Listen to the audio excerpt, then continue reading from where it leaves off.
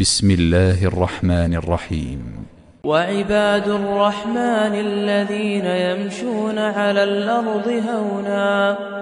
وإذا خاطبهم الجاهلون قالوا سلاما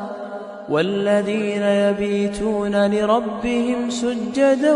وقياما والذين يقولون ربنا اصرف عنا عذاب جهنم إن عذابها كان غراما إنها ساءت مستقرا ومقاما والذين إذا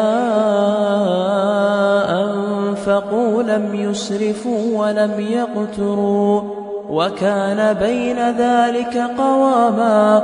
والذين لا يدعون مع الله إلها آخر ولا يقتلون النفس التي حرم الله إلا بالحق ولا يزنون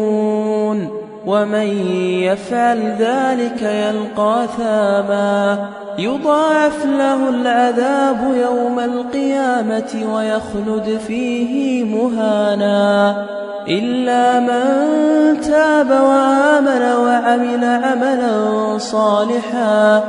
فأولئك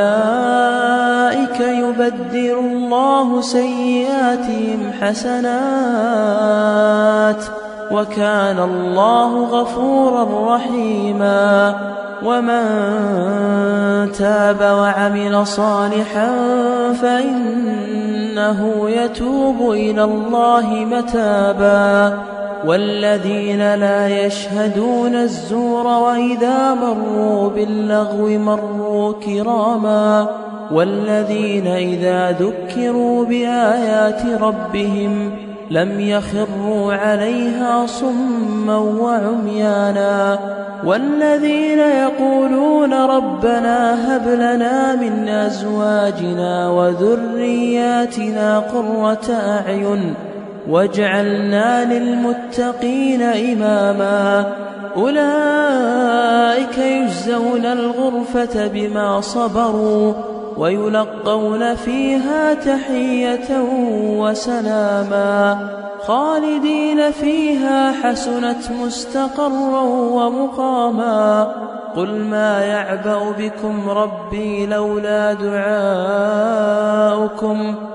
فقد كذبتم فسوف يكون لزاما.